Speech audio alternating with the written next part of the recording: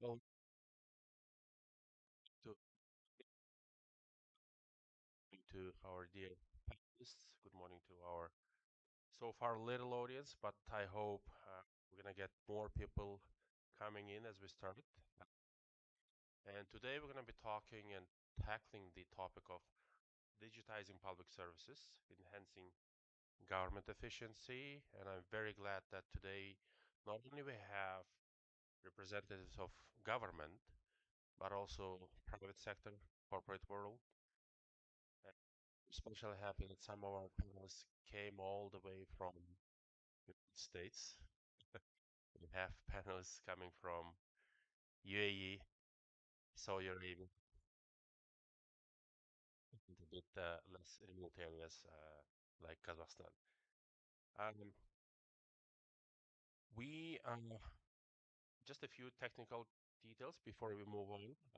I think for those of you who may not be very well fluent in English, so you can have those microphones, you can have the translation.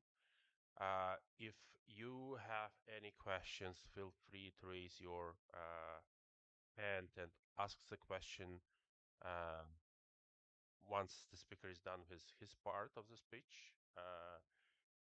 And other than that, we should be done by 11 a.m. And today, to set the scene, uh, let me give the floor to Deputy Minister of Digital Technologies of Uzbekistan, uh, Mr. Yumjan Umarov. And dear Deputy Minister, please, the floor is yours. And after that, we're just gonna go with the sequence. Thank you, dear moderator, dear ladies and gentlemen. Nice welcome to our panel session. It's my big pleasure and honor to participate today here. Let me introduce shortly about what have done, what we are doing, and what we will do in digital transformation of public services in Uzbekistan.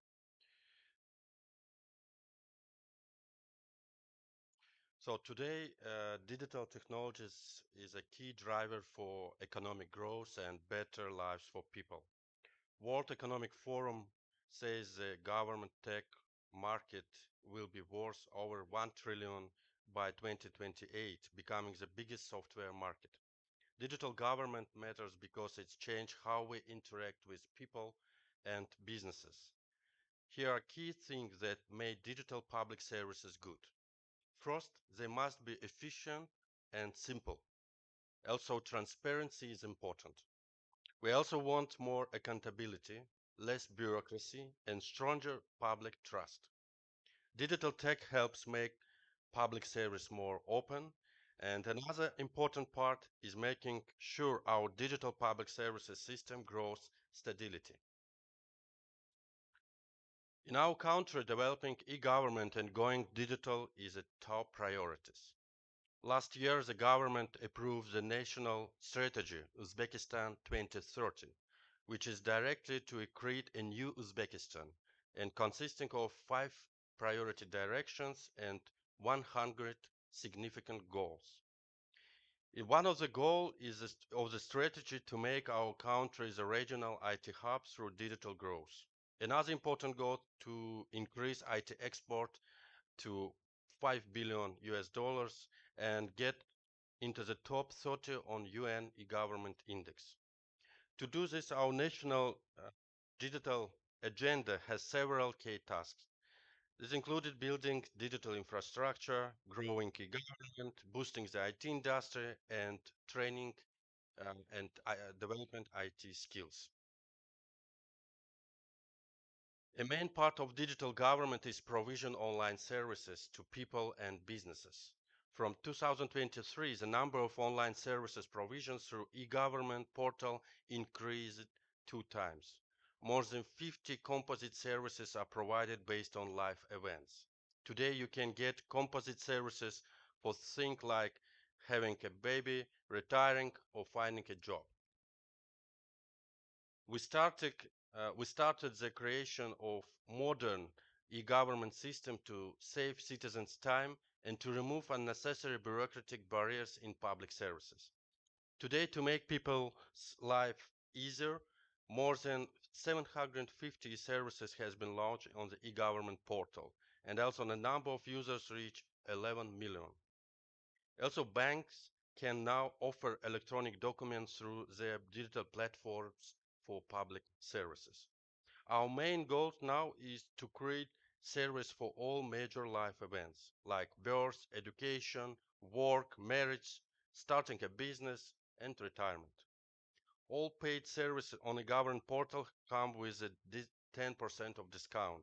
For people with disabilities, the discount is 50%.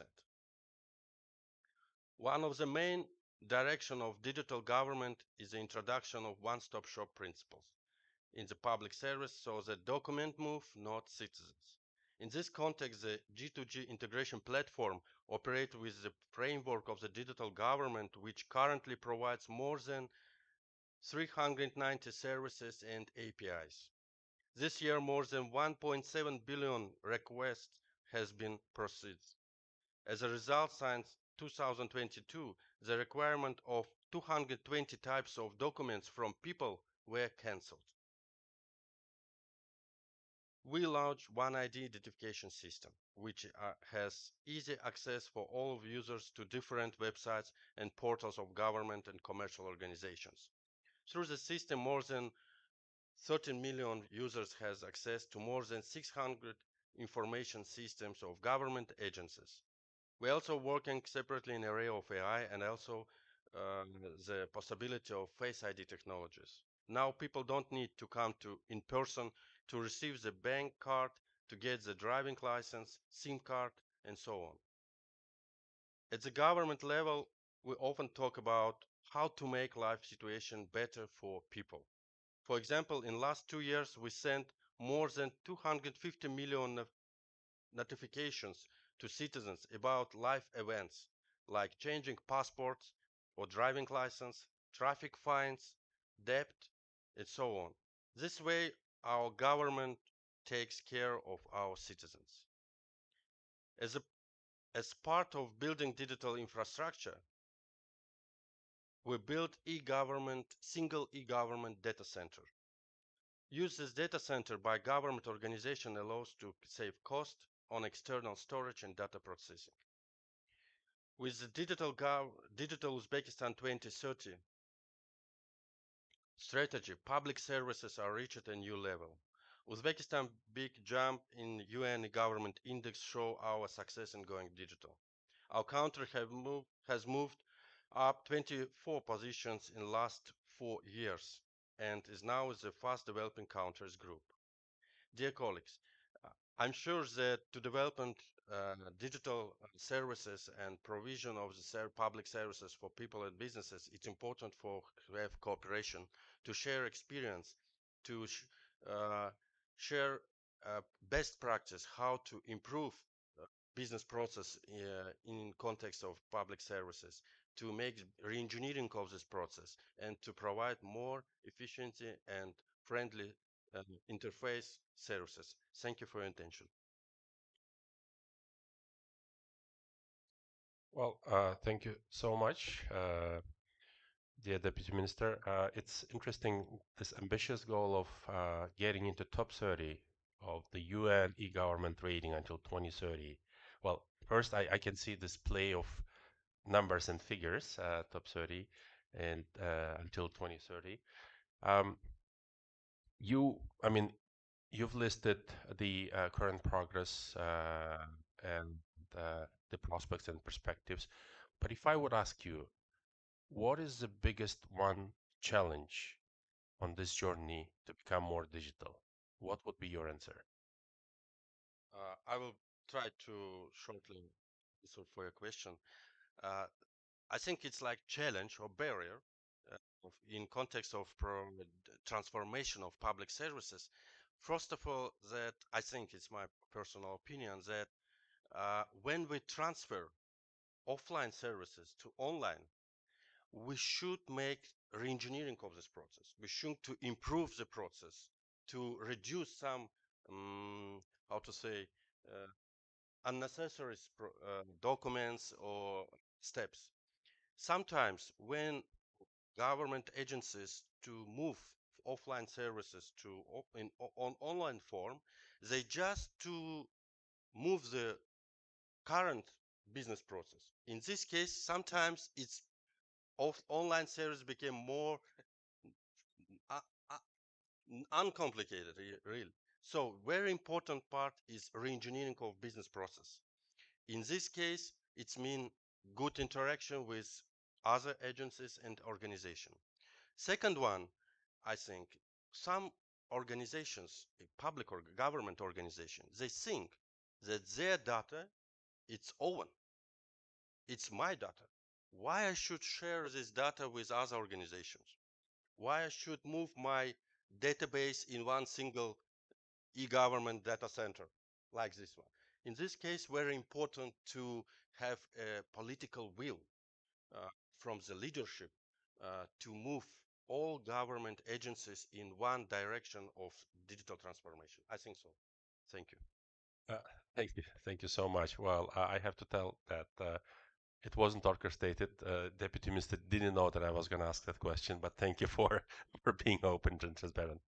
Um, well, I think, but it served like a good bridge to our next speaker, to Manuel bin Salem. And, she is Executive Director of Government Experience Exchange Office at the Cabinet of Ministers of UAE.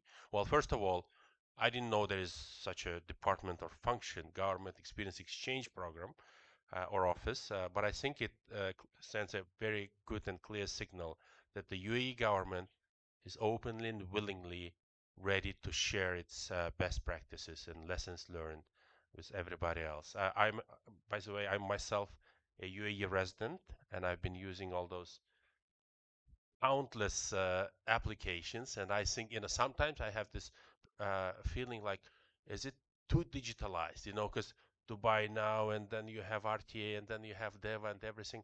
But I think indeed UAE is well positioned to share its best practices, lessons learned. And I'm not sure if UAE is already in that top 30. Maybe you will shed some light upon it. But yeah, Manal, the floor is yours. Please share UAE's journey. And I also know that UAE has been cooperating with Uzbekistan to make Uzbekistan a more digitalized nation. Good morning, everyone. Thank you, Mr. Nazem. True, the Government Experience Exchange Program is something quite new in the UAE government. It was launched in 2018 with the aim of sharing the UAE best practices when it comes to government modernization, government administration with the rest of the world. So, since 2018, we have in this program with us more than 48 countries who are willing to exchange their best practices among each other. And Uzbekistan was one of the first countries to be with us on board. They joined in 2019. And we are very proud of this partnership. True, we have collaborated with Uzbekistan in many areas, different sectors, but one main element was digital transformation. And this was driven by the leadership of Uzbekistan back then in 2019.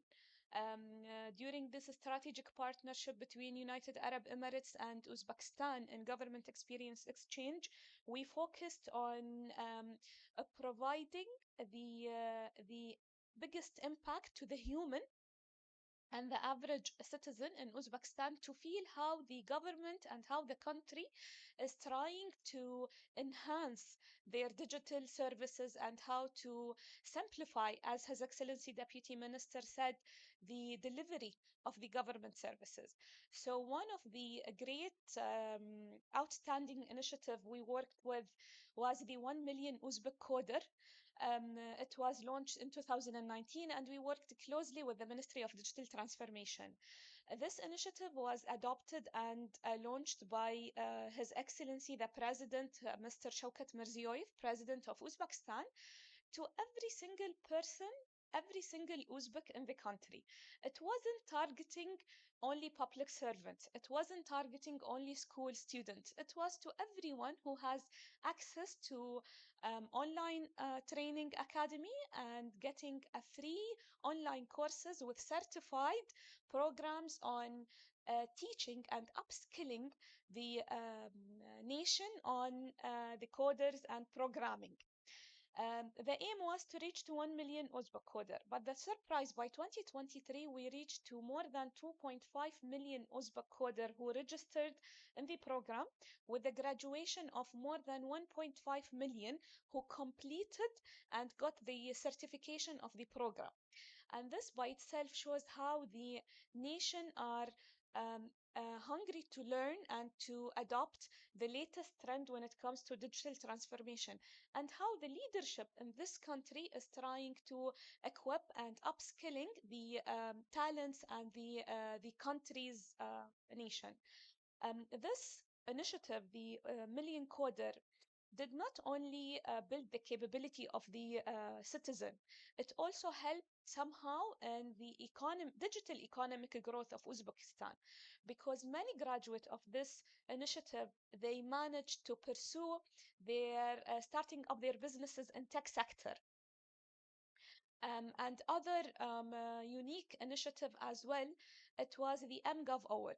MGov Award is a competition among university students to utilize their skills in who are studying information technology to enhance the delivery of the government services through mobile application. So instead of going to the private sector and going to different companies to start designing a mobile application to receive the government services and to deliver the government services to the citizen, utilize the citizen themselves and empower the youth in designing such an applications. And we have received more than 300,000 university students participating from 27 universities in Uzbekistan, and they worked over 3 years in transforming critical government services into mobile application. And what's unique about it, that themselves as a service recipient, they have designed the program in a way that it suits the citizen. And here you utilized and engaged the youth with you as government development journey. Okay, thank you so much. Well, it's interesting you mentioned the Million Coders program. I myself, I'm an ambassador of Uzbek IT Park, and based in Dubai, of course. I'm especially glad that they have recently launched a joint program of Uzbek IT Park and Kazakh Astana Hub in Dubai, scaling up startups from Central Asia in the Middle East and Gulf region. Um, but well, for those of you who don't know, Uzbek population is growing, like I think it's about a million every year. And of course, talking about digitizing public services, we are talking about infrastructure that is needed to store and process such a massive personal data volumes. And my next question, that's why I would go to Daniel. You have to excuse me if I mispronounce your last name. Your last name is almost as long as my last name, but okay. Anil Vijayachandran. Did I get it right? Okay. Well, Anil is the Deputy Chief Development Officer at Data Vault. Data Vault has made, like, I think, gigantic news last year when you guys signed a partnership agreement memorandum with the Uzbek government, specifically with the Minister of Digital Technologies of Uzbekistan. Sitting back in Dubai, I was reading the news, and when I heard that figure of 500 megawatt, tier three data center, I was like, wow, that's gonna be huge. That's gonna be like, top in Central Asia, if not in this vast CIS region. So my question to you, Anil, would be, so what has been DataWall's experience in building up and helping build up the e-government systems internationally, and how do you bring those best practices to Uzbekistan? And please also shed a bit more light on your investment program that you guys are running and implementing here in Uzbekistan. Thank you.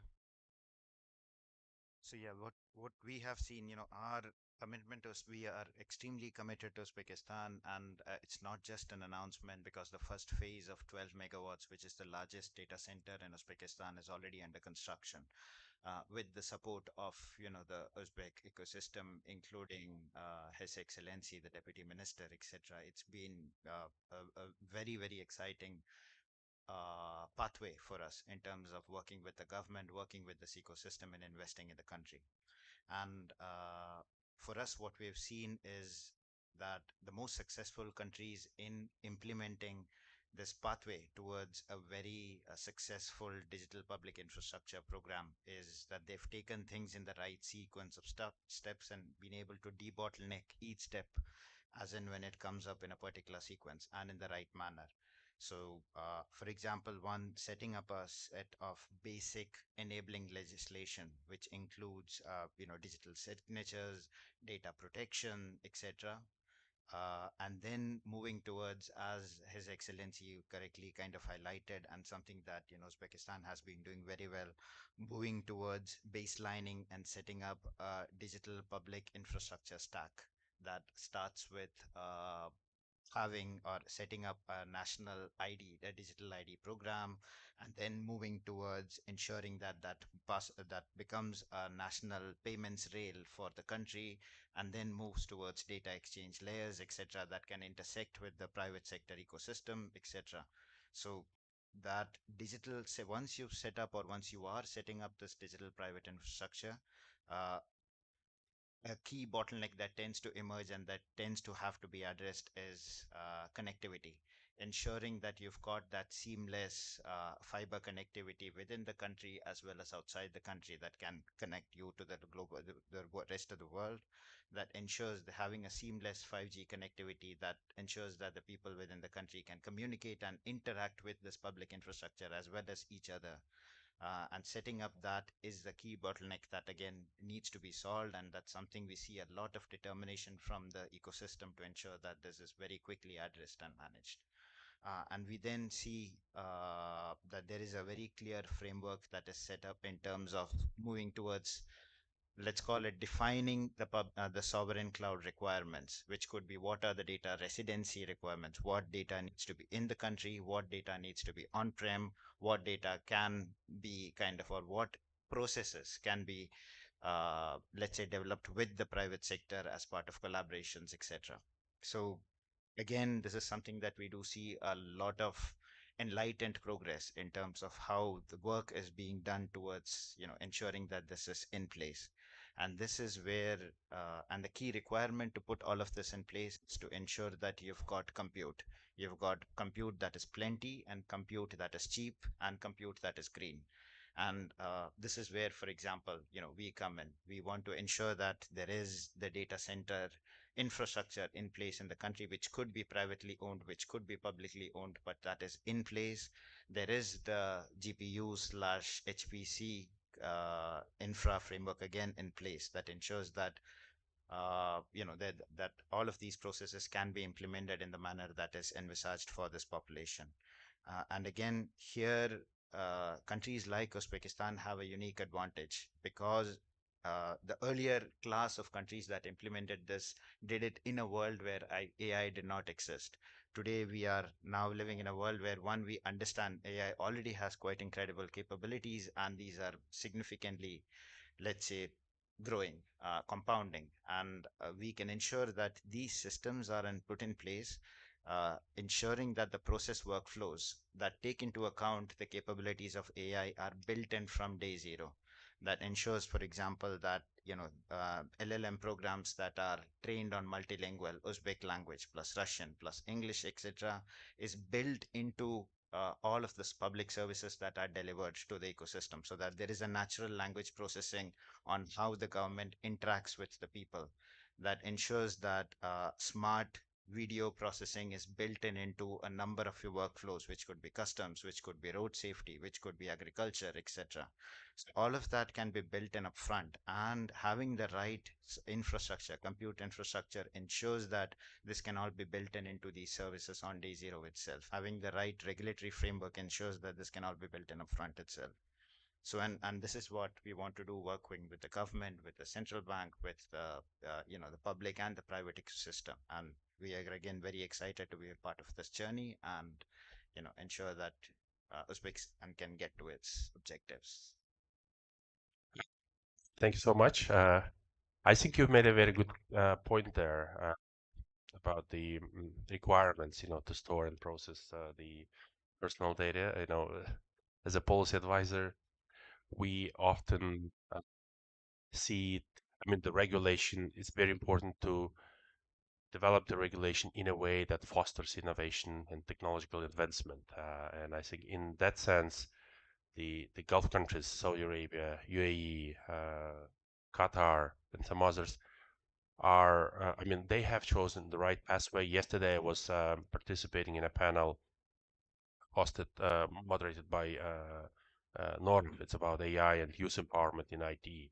And I know you've been there as well. And the uh, we talked about regulation, that regulation shouldn't hinder, but of course, the Minister of Digital Technologies, as a regulator, they should be a watchdog so that the personal data is not abused, is not stolen or Yeah. used for malpurposes. And I think we should all, both regulators and marketplace should find the right balance, which would allow us keep it safe at the same time, provide for growth and technological development. And with that said, I would like to move to speaker. For many, Visa has always been like, a payment system. But from what I know, even internally, they call themselves a technology company. So now it's all about technology. And I think Visa has its own share in helping governments across the world, including in Uzbekistan, to digitize the processes, the interaction between the government and citizens. And with that said, I would like to pass the floor to Sanjar Suleimanov, the VP and Cluster Manager at Visa for Central Asia. Yeah, thanks, Nazim. First of all, yeah, I really glad to be among these distinguished panelists and to be like, we really impressed with the development of Uzbekistan and whole Central Asia. We've seen a big leapfrog jumping from like, cash hard economies to the cashless economies, digitalizing all the public services and the most interesting part, as Minister said, like, that Uzbekistan has a really great distinguished strategy to become one of the top 30 governments. Visa also recently announced that we have Visa 2030 strategy, and part of the strategy is actually we have government as a one of key partners where we want to interact, and we have a lot of great stories and a lot of great use cases among the globe where we help government from every single point, because like the touch points between when we born, when we study, when we learn, there is a lot of touch points between the government and the population, and we want to be part of that journey. And making sure that digitalization not only coming from the payment ecosystem, but also making sure that it brings the inclusive and convenient infrastructure to everyone. Will it be like, small children, elderly population, or the active bankable population? So for us, again, to be part of this journey is I think it's an honor, and we've always been here for the many years, especially in Uzbekistan. Just to give some examples, over the last couple of years, we've been working as a financial service company. Of course, we work closely with a local regulator, and we launched a program called financial literacy, because, like, being the financial technology company, it's not only about how people just pay. Let's say go into for the shopping, is actually making sure that they know how to manage their money, uh, manage where they actually can pay. Do they really know where is, like, the fraud can come from.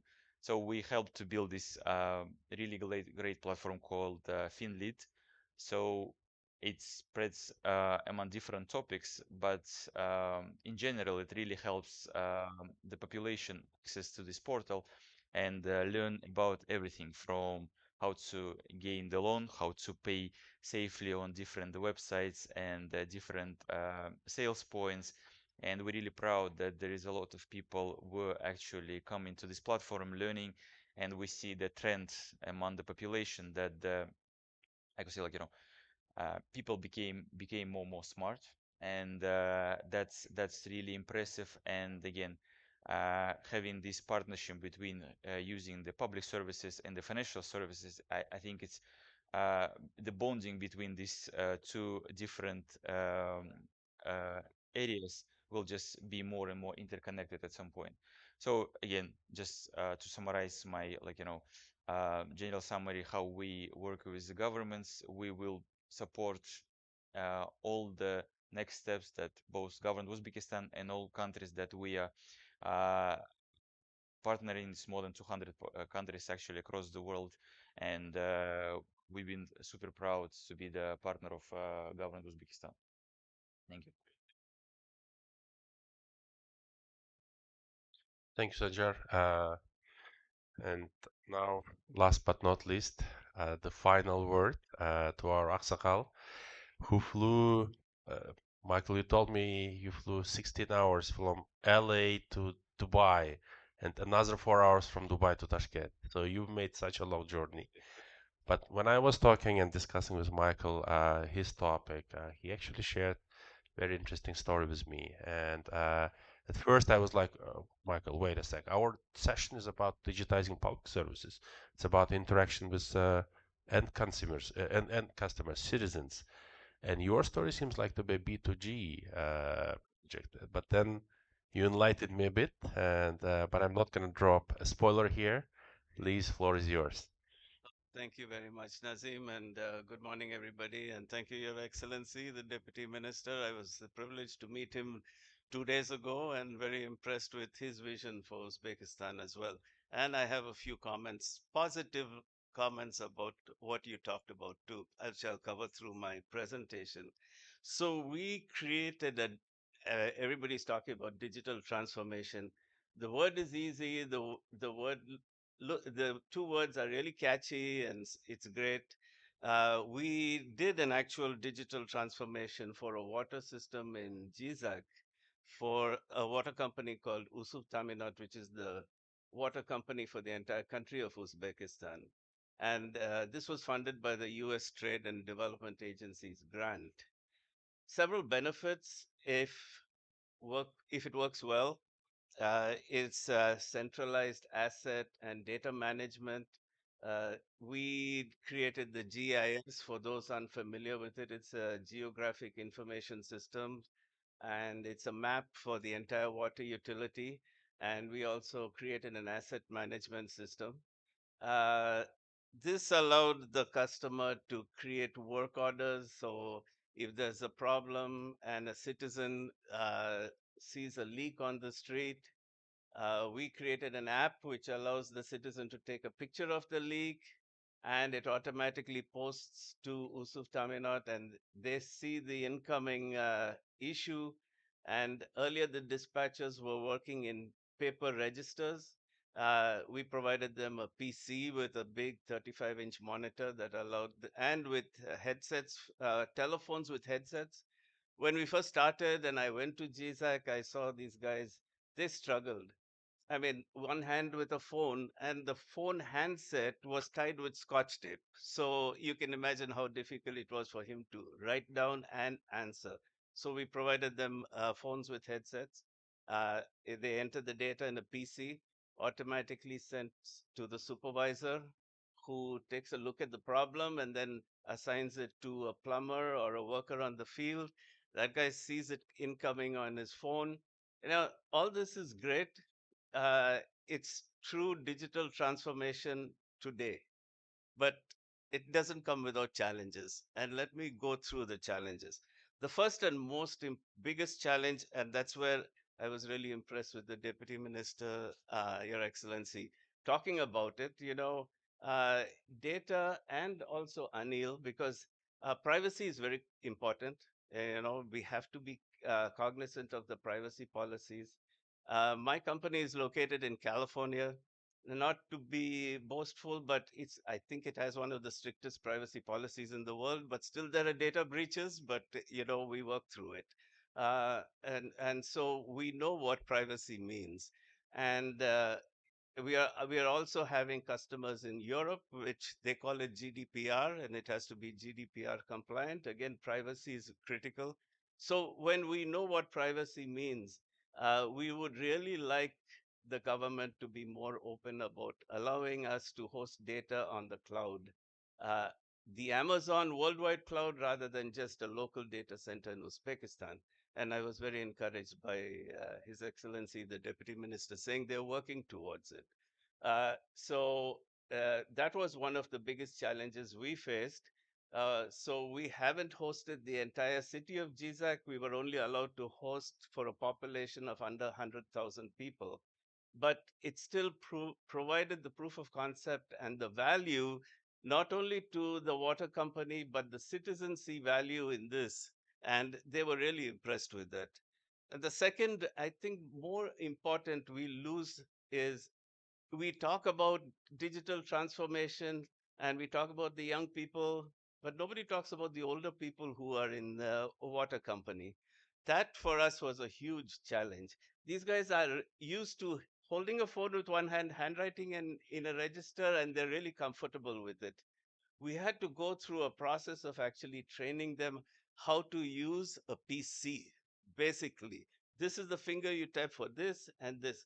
But believe me, it's not unique to Uzbekistan. 10 years ago, when we were deploying this in a customer in California, the not about 15 years ago, and the computer crashed. So we said, okay, you got to reboot the system. He said, what is reboot? Okay, hit Control Alt Delete. So he said, I can hit Control and Alt with two fingers, but I can't get the delete button with the thumb. So how do I do that? So that's in California. You're talking of, progress there. So if the important thing to remember is training, training, training. You have to train your folks on how to use computers. And it's much easier today because people are used to mobile phones, tablets, stuff like that, but still the older guys need hand holding, and I think training is really critical. I was also very impressed by the deputy minister talking about face ID. uh, in Yesterday when we entered the main hall of Congress, you just look at the camera and then it says go. That's like in just less than a second you're told to go. Even in I haven't seen that in America. And we talk a lot about Face ID in Dubai. Believe me, it takes at least about 20 seconds to go through Face ID in the airport to get out of the airport. But it's phenomenal the progress that's being made in Uzbekistan. So I'm encouraged, and I hope we can continue to do work uh, in this country. I see an amazing opportunity, and thank you very much, Nazim, for inviting me here. All right, thank you so much. Well, yeah, thank you for grounding us because I mean, up until now we were talking about some more superficial stuff, but thank you for grounding and telling your uh, almost personal story of deploying your project in Jazak. Um, we have plenty of time actually. Well, my job as a moderator is usually to cut short every speaker because usually we don't fit in the time frame. But today is not the case, so uh, I'm asking the audience if you guys have any questions. It's time to ask a question. And I'm looking around the audience. Just raise your hand if you have any questions. Yeah, the is microphone. Yeah, please go ahead. So, some additional notes or discussion of my colleagues. If we talk about the cooperation with United States, this week we launched new project, 1 million AI prompters. It's a new level of our success cooperation, and I hope that it will be produce a lot of opportunity for developing digital economy in Uzbekistan. And if we talk about the panel session about the public service provision, with our colleagues from UAE, we implemented project mobile MGov Award, Mobile Government Award project. This project focus on innovative teams, young developers, and we invite them to design or create new mobile application, mobile services for provision of government uh, for provision government services.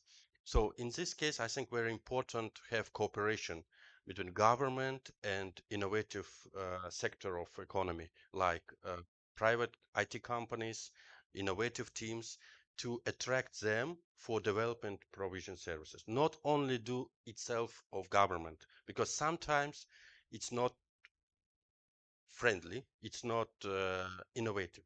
So, and it's very important part, and we are very thankful of our colleagues from our side that they together we implement this project.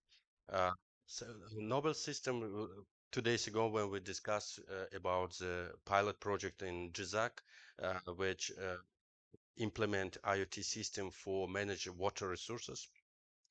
And now they want to start this project in all republic. I think very important if Mr. Michael told that have to balance between innovation and privacy and security and data protection.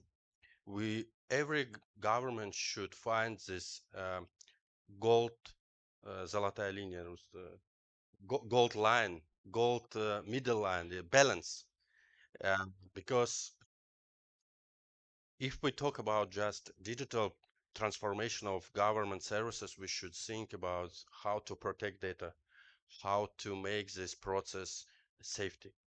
And second one, 2 months ago, I was in one of region in Uzbekistan. It's Samarkand region, and I visit one district, one-stop shop service. There's a lot of people, and I ask one of them, why do you come to this one-stop shop centers? I need this service, he told me. But you can use the online. I know about this, but I want to have communication. I want to be member of community. Some people they need this communication with people. Why they go to one-stop shop? In this case, I think that it's important to provide choose for people. If you want to use online, please this service. If you want to go to in offline regime, please. So we should think about all needs of people when we talk about the provision of public services. Thank you. Thank you so much. Well, I couldn't summarize it better. Thank you, Alimjad Muhammadjanovic. Well, you we okay. Well, there is one hand. Okay, please stand up, ask your question. You have a microphone. Hello, good morning. Thank you very much for the interesting discussion. My name is Rebecca Dovernia. I'm the head of economic affairs at the German embassy. And I would have a question also for the deputy minister. Moving a bit away from the public services, but still on the governance efficiency and a digital tool. So I would like to know how digitalized the government itself is. How do you work? And because for Germany, it's also a big challenge. We are very much working on digitalizing our government, our public system, and we are still very traditional, working with a lot of paper, working with fax even. I don't know if you still know it. And so, yeah, it would be really interested to know how this is going within the Uzbek government. Thank you very much. Thank you for your question. First of all, I think that it's important to have good governance system of digital transformation process. And we, under the Prime Minister, we have the special council of digital transformation, which consists of each ministers. And every 2 months we discuss the process, how we make this transformation process. This first one. Second one, that each government agencies has chief digital officers. It's like CDO, which responsible for digitalization in government agency and responsible for digital transformation process. Third one that we have in each agencies, each organization, we have IT departments. And Minister of Digital Technologies, like responsibility agency in this field, we make coordination of this process. All CDO should report to us, first of all. Second one, all IT specialist managers in government organizations should um,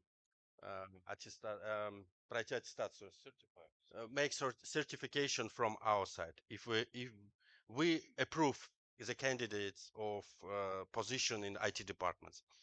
And next one, we have ranking system. Every two times in year, we conduct ranking among the ministers. And for example, this ranking list of government organizations separate in three color, green, yellow, and red. If we talk about the green, we provide additional payment. the additional pay for them. It's 30-40% from the salary. If we talk about the yellow color, we went our experts from our organization to help them how to jump the green color. If we talk about the red color, so first of all, we reduce salary of the CDO and all IT managers. Second one, we send experts to prepare action plan. We make some digital expertise, digital diagnostic, I mean. So next one, we very cooperate with Ministry of Justice because Ministry of Justice is responsible for re-engineering of business process, internal process in government. And we have very good cooperation because when we talk about the internal process, the Minister of Justice improves the legal framework. And we, based on this legal framework, try to transform this process in digital format. And today, based on this governance service, government system of operation digital transformation process, we every 2 years approve the national program of digital transformation, which include information systems, digital projects implementation in government sector, digital projects implementation in real economy sectors, and improving digital transformation in local governance. It's I mean Hokimiat we call it. So every 2 years we prepare this master plan, and based on this master plan, step by step, transformate our business process. Thank you. Yeah, thank you so much, Deputy Minister. But yeah, I see your hand, but I just want to say a few words about the. I feel your pain, dear colleague from the German embassy. I think each one of us who have tried to use e-government services in countries like Germany, France, even in United States. Yeah, I've lived there quite a few years, and indeed, when we talk about e-government in this part of the world, it's really like not one but two steps ahead of the Western world. I'm not talking about the entire Western world, but the big countries in Europe are really lagging behind, and I think the reason to that, what Anil has mentioned, is basically here we are building it up in zero ground, and that's easy to build, so you don't have to destroy something that has been there for decades. We're building from scratch. And of course, in Western Europe, you have to first demolish the old system and then start building one. And of course, you're going to tackle a lot of issues there. And please, one more question, I guess. Thank you for an excellent. Thank you for an excellent panel. I'm a bit of an interested party. I came to Uzbekistan 4 years ago to actually set up a joint venture in digital transformation with a division of a large state-owned company. Idea was to transform that company and then go forward with all the other leading state companies. We've been a member of IT Park from 2021, early days. So congratulations to Your Excellency and Minister Sharmatov for really holding telling the story of Uzbekistan's IT potential. You've gone across the world. You have some excellent initiatives to get foreign delegations here to, of course, fall in love with the land first and then, of course, do business here, right? So thank you very much. I just had a few suggestions because I'm also a professor of practice in many leading universities in Tashkent. I have taught over 1,000 Uzbek students, uh, whom I'm personally very intimately connected with. So the feedback I have is while you're embarking on a big IT skilling mission, whether it's AI or other coding mission that even Madam said, um, I think you should orient your students to a little bit of the practical world.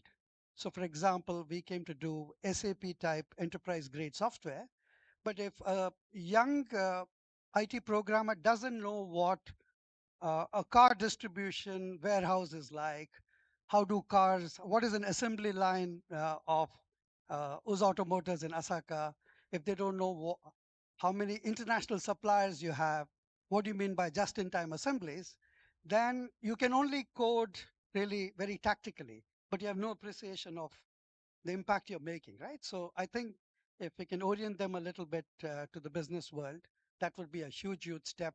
And back to your point, Your Excellency, about process reengineering, just the process view of how you're shaping or making a process move more efficiently.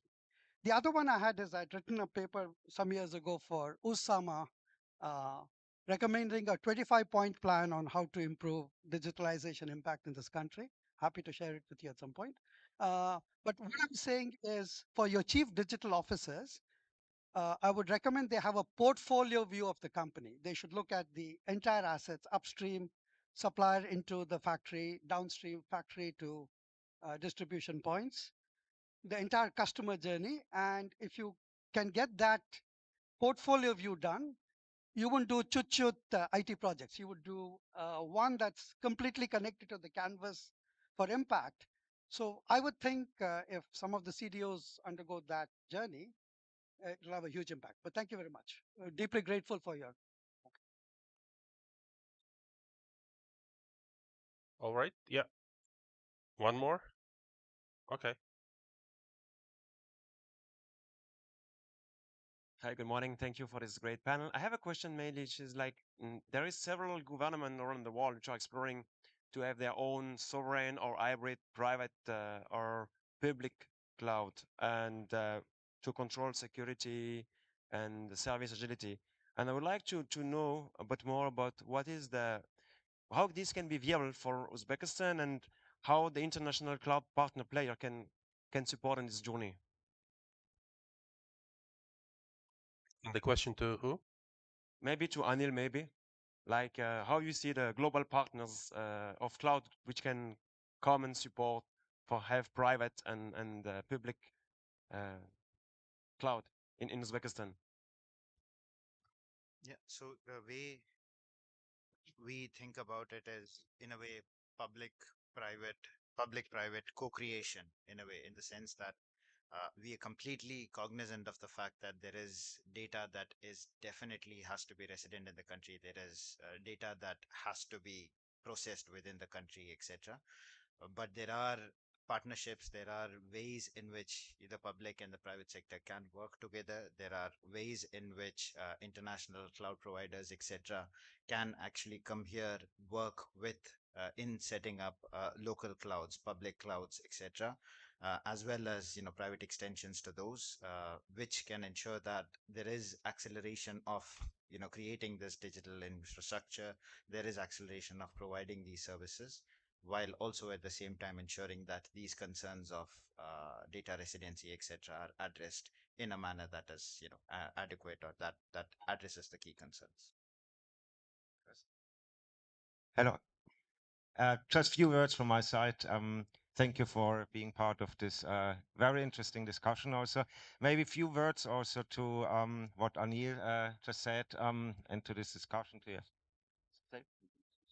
Sorry. Yeah, my name is Christian Obando. I'm from Oracle. being responsible for the cloud business in this region also.